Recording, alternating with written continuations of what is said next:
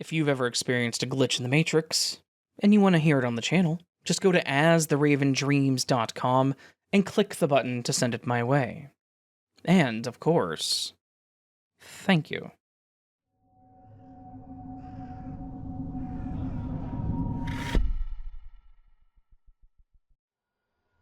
Back in 2013, we had a comet come close enough to Earth to be seen with the naked eye. ISON.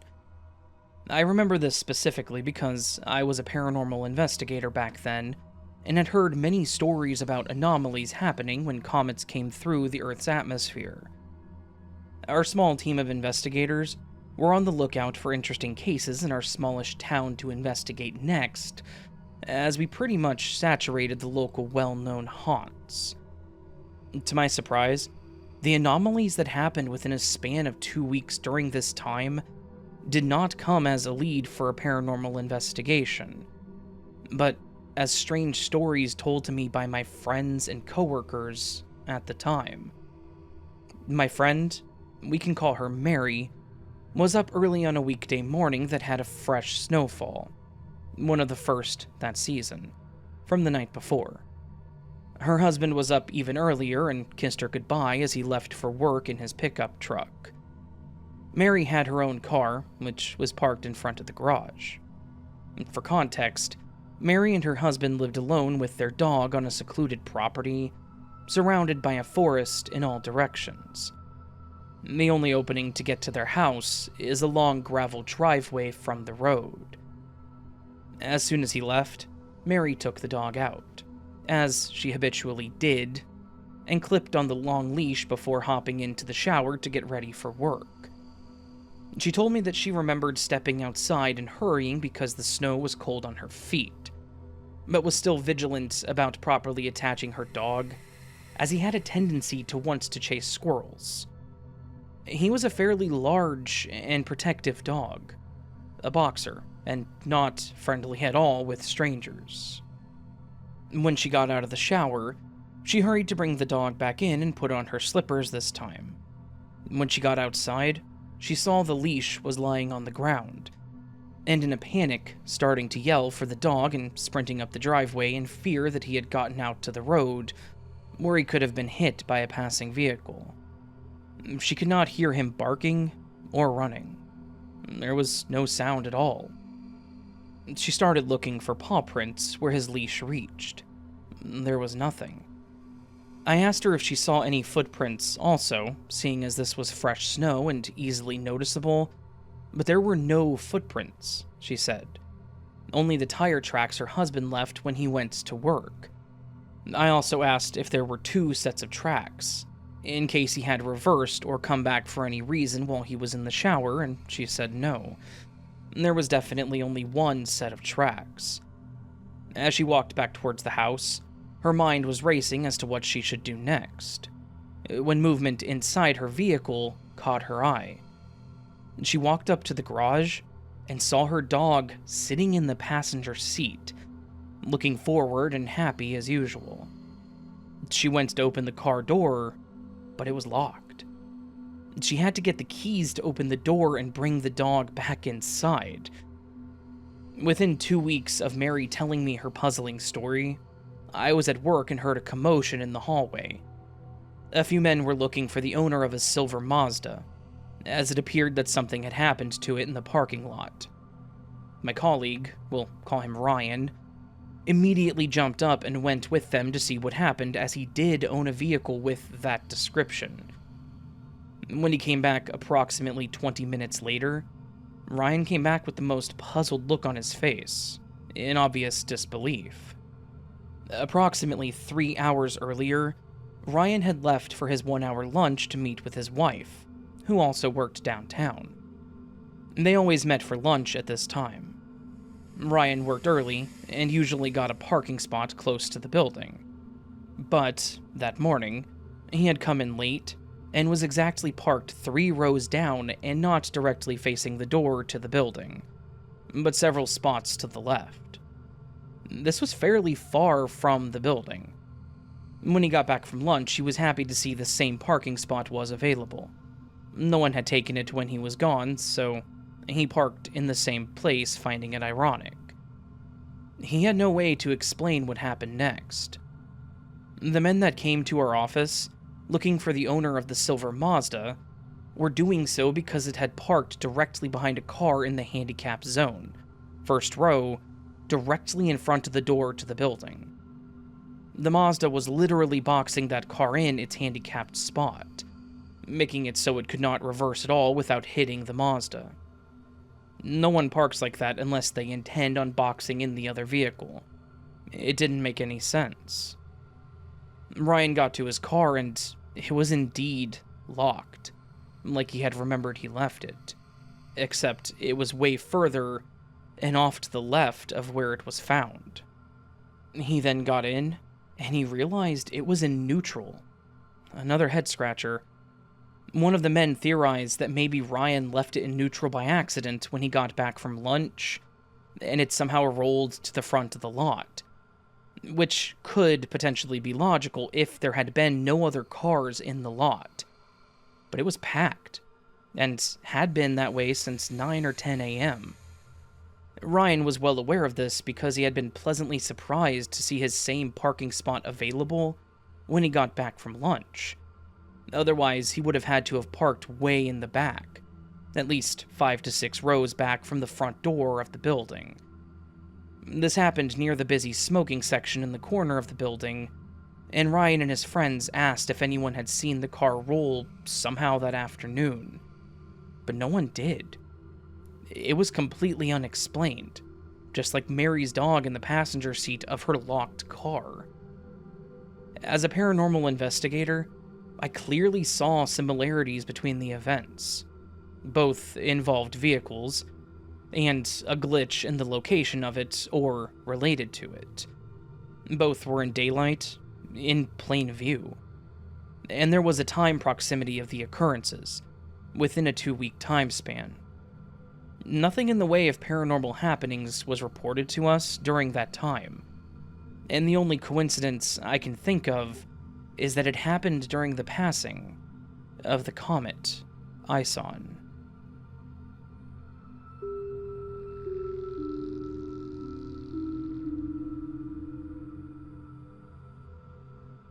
I worked a fair distance from my house and had 2 close friends that lived very close to my workplace.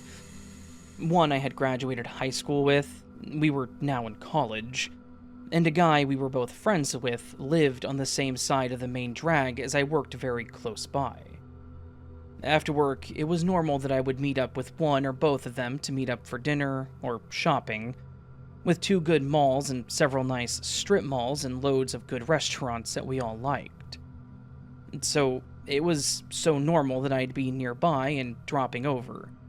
And one day, while it was only lunchtime, my male friend was home that day in his kitchen and had the front door open with a heavy wooden frame and 2 large ancient screens in it, and a big hook that kept it latched.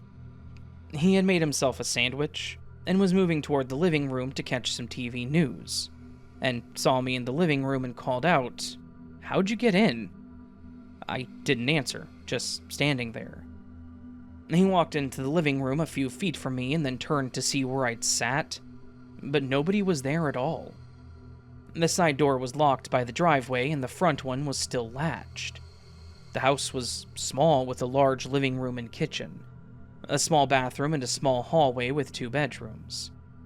There was no way that I'd walked past him. His path was straight forward to that front door. At this time, in my dimension anyway, I was at work around the block, maybe 3 storefronts up. When I later was off work, it was 7 p.m. I did drop by and he asked me about it, and I was completely curious about it too. As if this wasn't weird enough, I then went home and my mother said to me, "I saw you walk right into your bedroom this morning at 10 o'clock. I thought maybe you were sick and called out to you, but you kept walking, so I followed. But there was no one in the room." So, 2 level-headed people both saw me, but I was busy at work all day, well into the evening. Does anyone have any insight into this?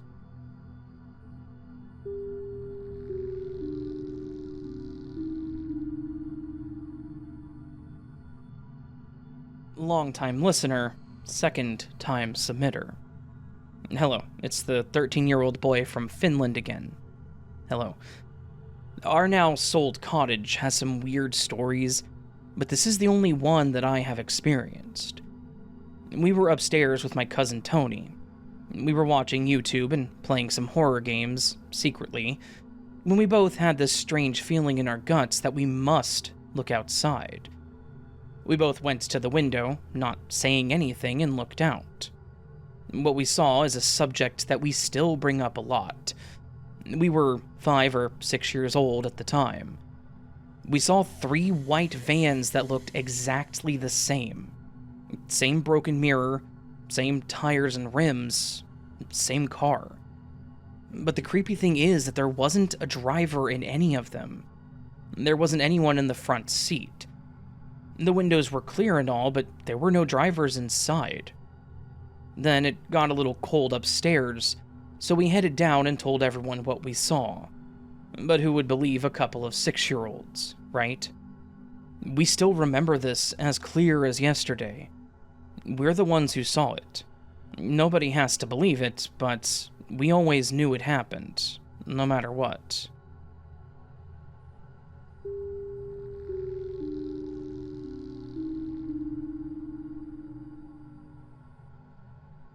This happened about 6 years ago, during a summer holiday with friends. I live in Athens, Greece, and some friends and I decided to visit Macedonia for 1 week that summer. We spent the days at a picturesque spa, but we also drove around to take in the beautiful surrounding towns, villages, and other wonderful sights. On the 3rd day, we drove around admiring the view, stopping at a village for lunch. We then decided to head for the town of Edessa, to see the old town, the impressive waterfalls, and the view of the vast valley below. We found a quaint coffee shop with a stunning view where we had our coffee, before heading back to our hotel. On the way to the car park, which incidentally is centrally located and extremely busy, especially during the holiday season, I became aware that my phone was not in my bag. Assuming I had left it on the table in the coffee shop, I rushed back to retrieve it, while the others waited in the car. To my dismay, I had not left it on the table, as the waiter assured me that he did not find a phone when he cleaned it. I ran back to the parking and told my friends to look in the car and check if it had fallen out there. One of my friends kept calling my number persistently, but although the phone was ringing, i.e. the battery wasn't dead, we could not hear anything within the car. All 5 of us searched the parking thoroughly, while constantly calling my phone number and looking beneath the car, and even in some bushes near which I had not been. But I was getting so desperate that I told my friends to venture even further out, just in case. We searched the parking area for at least 10 minutes, as I was on the brink of hysteria. Let me add that this phone was a very important tool for work, and apart from the phone numbers of clients, I had other vital information stored in it. In fact, I had told myself repeatedly that I should make a backup, but never got around to it. So I had lost the numbers of people that I had to call soon as I returned to work. Eventually, we decided that we could rule out the car park and go back to the hotel. My friends consoled me, telling me not to stress, that I had probably left the phone at the hotel or at the restaurant. As soon as we arrived at the hotel, you can imagine that I left no sheet or cushion unturned. I even checked the toilet bin, and asked the others to check if it was in their rooms. That's how desperate I had become. My final hope was the restaurant. First thing in the morning, I called the restaurant only to be told that they had not found a phone. My hopes were dashed, as I finally realized that I had to give up any hope of finding it. Though every 15 minutes or so, I kept asking one of my friends to call my number, just in case someone would hear it and pick it up. Miraculously, it kept ringing, so at least the battery hadn't gone flat. The next 2 days went by, but my joy had dissipated as I went through the motions of password changes and other such details, as I feared that if someone did find the phone, they might access my mail and other sensitive information. On our last night, as we were driving back to the hotel, I decided to say a prayer and ask Saint Venorios to help me find my phone. It was one of these phases where you close your eyes, cross your fingers, and make a silent entreaty to higher powers. Saint Venorios is a Greek saint that we pray to for the purpose of finding lost items. I was not a particularly devout person, but I was very distressed, and it was an act of despair, I'm sorry to say. A voice in my head had told me to go to the parking lot, and that I would find it. I asked someone to call my phone, and they looked at me with that martyred look of, not again, but indulged me anyway. The phone was ringing. Its battery had not died after so many days, which gave me hope. I pleaded with the friend who was driving to go back to the town of Edessa and check. Early next morning, we would be driving back to Athens, a 7-hour drive. I begged my friend to do this for me as a special favor, and eventually they relented. By the time we reached the parking, it was 12:30 a.m. There were only a few parked cars, and hardly anyone was around. One of my friends dialed my number, and we heard and saw the phone as the screen lit up. As you walk in the parking, it was on the first row of parking spaces, on the left, in the second parking space. We all stood there thunderstruck and speechless. I ran and picked it up, checking for any damage. It was intact, as if someone had just placed it there. There was not even a speck of dust on it. How was this possible? First and foremost, how was it that nobody saw it in such a busy place, in the most central part of the town that receives hundreds of visitors daily? Not to mention the shoppers who park there, as it's near the main shopping center. Secondly, how was it possible that no car ran it over, as I'm sure that many cars must have parked in that very parking spot in the interim? Thirdly, if it was in such a conspicuous place, why didn't any of us searching for it for at least 10 minutes see it or hear it? And fourthly, why hadn't the battery run out after so many days? I'm still bemused as I cannot find any logical explanation for it. By the way, tradition mandates that the person who has found the lost item bake a special cake called phanerapita and take it to church on Sunday. Then after the Sunday service, the cake is offered to members of the congregation. I must admit that I have yet to make the cake, but I keep promising the saint that I will because it was a small miracle, wasn't it? By the way, I'm now a devout believer, and for anyone who is curious about the cake, just type Greek phanerapita, that's Phanouropita, the cake for lost things on YouTube, and you'll have the recipe. Just in case you lose something indispensable. And I am so sorry if I butchered any of those words. Google told me how to pronounce them, and if it's wrong, blame them.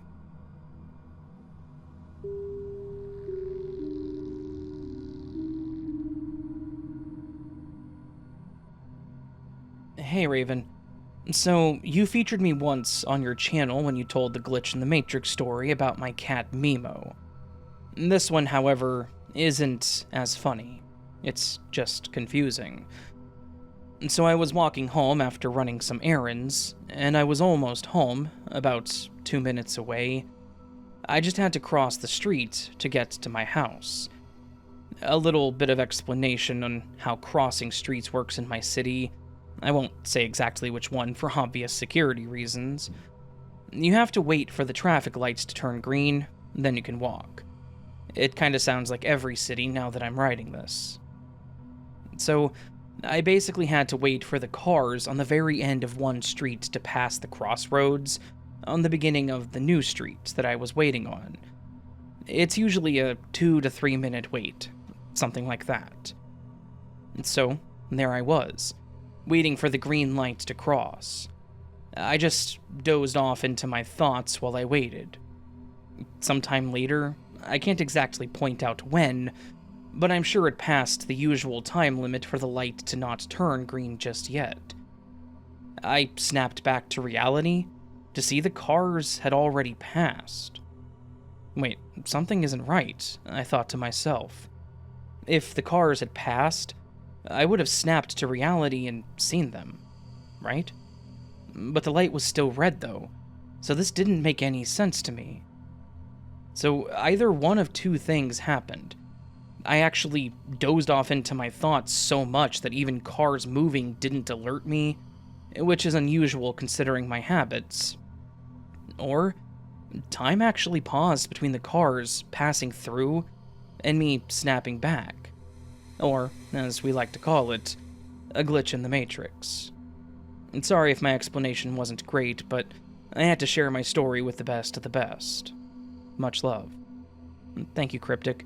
And if any of you haven't seen it already, this last week on Wednesday I did a UFO encounter stories video featuring CrypticTales. Please do check it out if you haven't. Yes, this was a shameless self-promotion in my own video. Let's make this whole thing official. Go ahead and subscribe. It's quite beneficial. So, I want to start this off with, I do not vape. I have never smoked, vaped, or anything. I tried smoking back when I was a teenager. I didn't like it, and I never picked it up.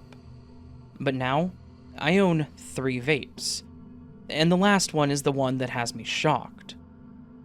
So I had a coworker at my last job that, when we met, she didn't vape. She, besides me, has been in my car the most. I gave her rides home, and then near the end of her time working with me, took her to and from work. I won't lie, those are the days that I miss, that and having lunch with her. We talked a lot, but that's not the glitch. Vape 1, the blue vape. This one's not a glitch at all. She asked me to take it from her. It was this blue, one-time use. It was almost dead, but she just didn't want to be tempted with it, so I took it from her, and that was that. Vape number 2. This one is a glitch, maybe. She had started hanging out with an old friend who got her back into vaping. And, to be fair, she was stressed out. She vaped in high school, but had stopped when we met, and it was only when she started to hang out with this friend that she started to vape, which, I mean, does happen. We talked over lunches and stuff about her wanting to quit. So, she had a vacation coming up, and she said during that she and her friends were going to quit. Her friend didn't, but she did. Well, early on, she had a super stressful week, and we had agreed that I wouldn't let her vape. So I took it from her. I had a windshield cover on my floor in my back seat, and I put it in there. I remember this because I thought, it'll be hard to see in the black and she won't find it.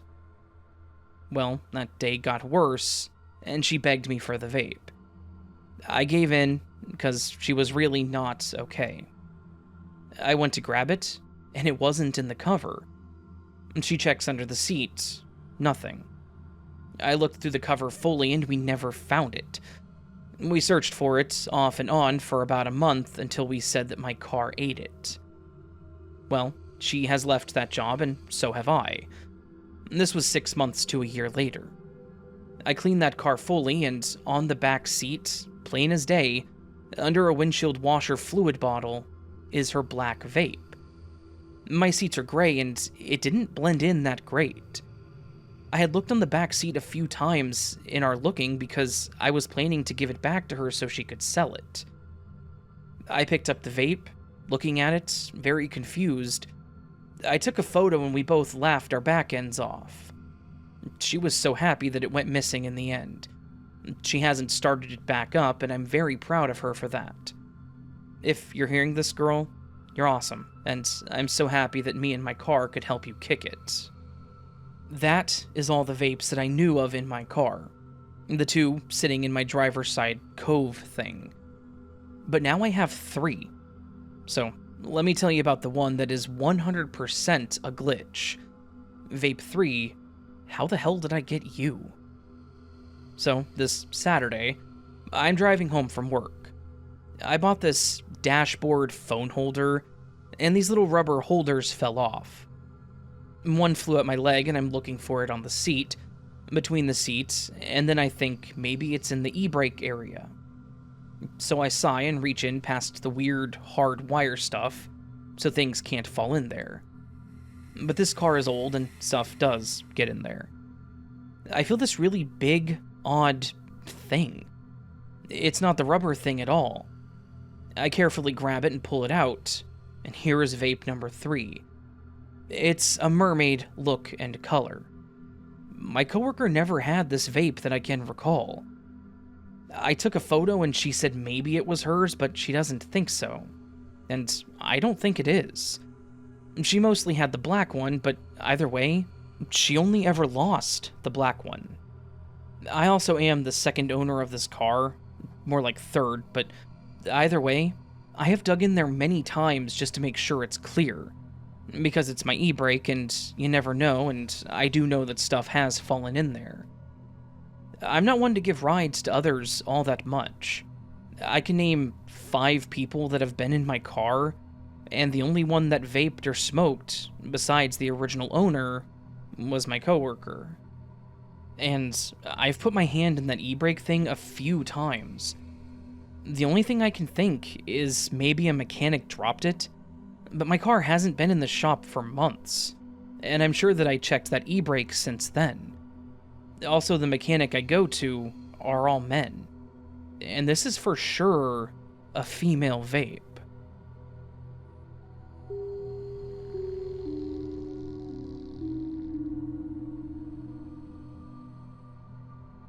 In July of 2023, my daughter and I saw a movie trailer that caught our attention because it had David Harbour in it, which caused us both to immediately exclaim, "Hopper!" at the same time, since he played as a character with that name in a show that we both like. This, of course, got us to watch the commercial to see if the movie might be worth watching. The trailer was about a young kid that was a video game player and wanted to be a race car driver. He appeared to be about 10 years old, blonde and light-skinned. In one part that my daughter and I both remember, David Harbour was down on one knee to be at eye level with the kid outside the passenger side door of a race car, giving him a pep talk that amounted to, "You can do anything that you set your mind to."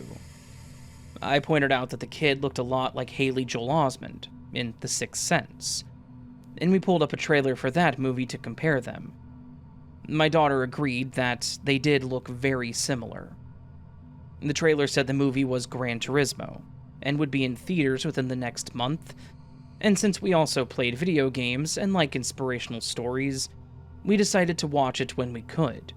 But timing when it came out wasn't the greatest for us, so we decided to wait until it was available on a streaming service that we were subscribed to. In March, we were wanting to watch a movie, so I checked for that one. Sure enough, it was available on our streaming service, so we enthusiastically watched it. A good half hour into it, we were wondering why we hadn't seen the main character yet. David Harbour, though his personality seemed a lot different than in the trailer, was in it, and the storyline was the same, but the only kids were older, and the main one was dark hair with dark skin. We waited thinking the kid we saw in the trailer just hadn't shown up yet, but another half hour in, we were pausing it, checking for movies that David Harbour was in, to see if we somehow got the movies mixed up. But no, this was the only movie like it that he had been in. So we figured that maybe the kid only played a small role, and the scene we remembered was near the end. So we went ahead and finished the movie, but there were never any kids even similar looking, let alone that age. And David never had a pep talk scene like that. We even went back and looked at the trailer for the movie, but they were completely different than the trailer that we saw, and obviously fit the movie that we watched instead. We both agreed that we had never seen these new trailers, but could never find any trailer like the one that we saw back in July.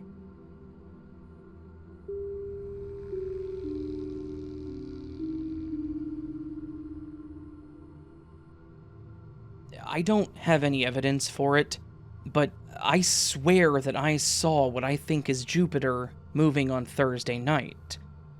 I looked at a star map, and if I'm correct, what I saw was Jupiter.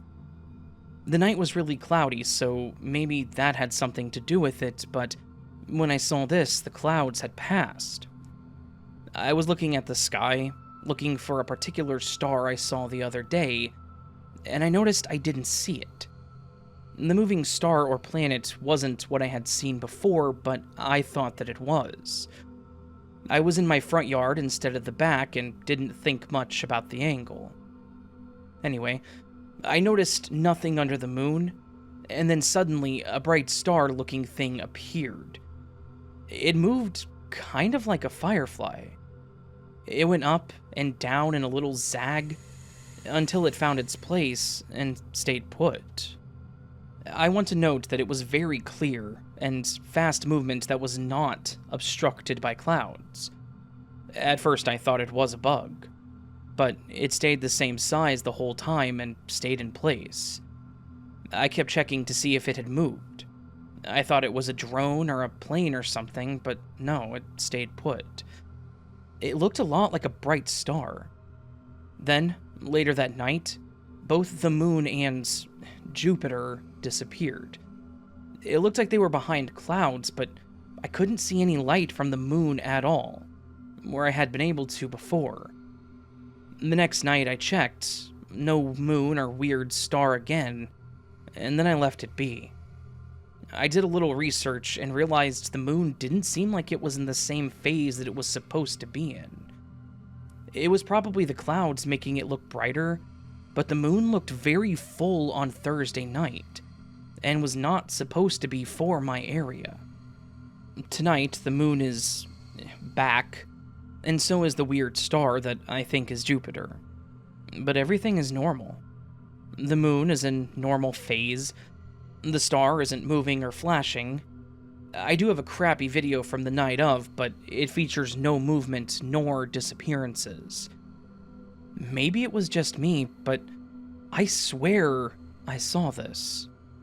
Any ideas or similar experiences?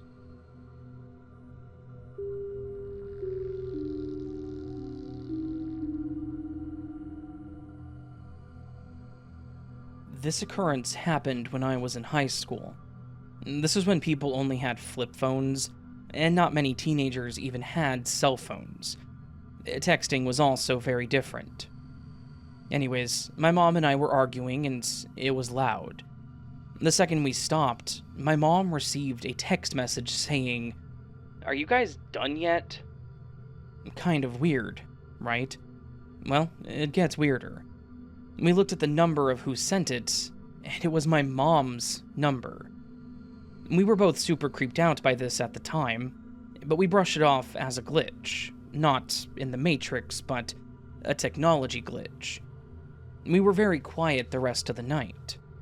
Years later, when I heard about glitches in the Matrix, I thought this very well could have been one.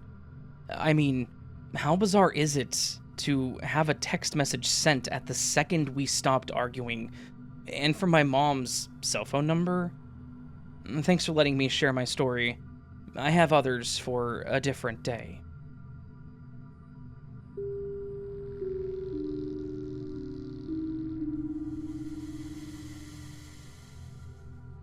I have a short one for you that just happened to me a couple of days ago. I've been carrying 3 marbles to show that I have not lost all my marbles. It's a little joke that I like to tell. There's 1 round clear one, and 2 that are flat on one side that's used for decorations. I have been carrying these for several years, and they are the only marbles that I own. Well, 1 fell out of my pocket. It was the round clear one. I reached into my pocket to see if I still had the 2 other flat ones. Well, I found 1 flat and 1 round clear one. Now, somehow, I have 2 round clear ones and 1 flat one. The second clear one is a little longer than the other one. I looked for the other flat one and I can't find it.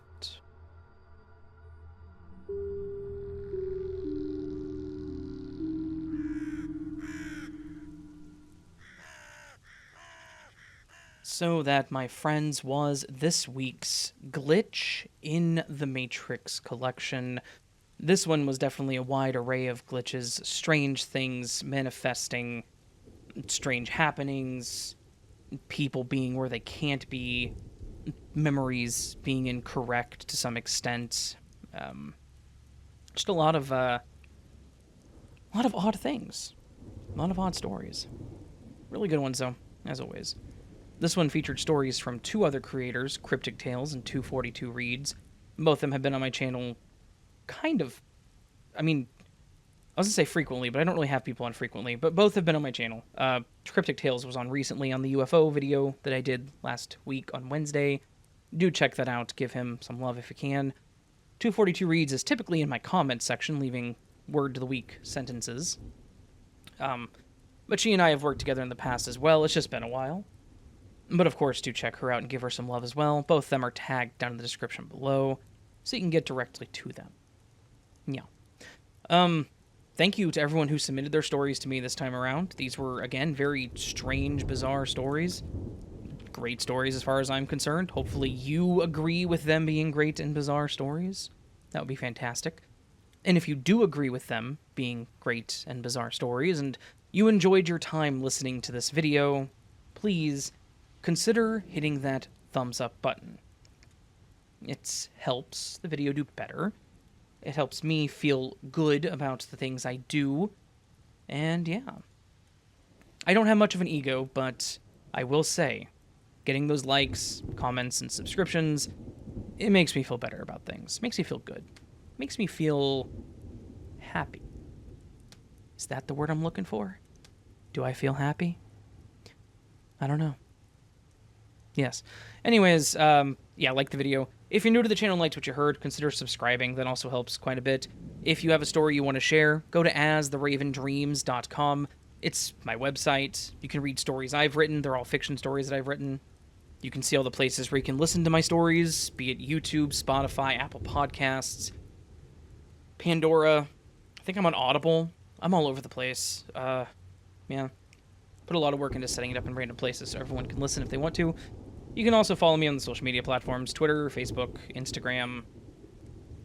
I'm also on Blue Sky, at Raven's Dream YT, which is the old name of the channel that most of you won't probably remember, because it wasn't the Raven's Dream for very long. In fact, I changed it before my first video even came out, so that's irrelevant. I also have a subreddit, r/The Raven's Dream. Yeah, there you go. Where you can leave stories as well, if you want to have them featured on the channel. There's a lot of things you can do. You can also join Patreon memberships to get early access to content like this, so long as it goes up early, and usually it does go up at least a little bit early, so. There are also other things on Patreon that you can sign up for, and it really just depends on what you sign up for, what tier. I want to do more for that. I'm just trying to figure out how. I'm not the best at logistics. I'm not the best at remembering to ship out posters. You can ask a few people that, but I try my best. And if you ever ping me and you're like, hey, shouldn't I have a poster by now? I will typically send it out within that day or that week, for sure. As long as I have them. If I don't have them, I will be like, hey, I just ordered them. It's going to be 2 weeks because printing posters takes for freaking ever. But that's not relevant. Now, the last thing you can do, now that I've rambled on for what feels like forever, is leave me a comment with what we call the word of the week. Every week I give you guys a word, you take that word, use it in a sentence, well, some of you do, and those of you that do have their comments featured on the next week's Word of the Week segment. You'll notice on the screen right now, and probably several moments prior to now, has been a collection of screenshots from last week's Word of the Week, Serendipity. These people all went above and beyond, used serendipity or serendipitous in a sentence, put it in the comments below the video, and as such they are now featured. These people are amazing. You're all amazing. But these people right here are amazing +1. That's right, they have a +1 stat to amazing.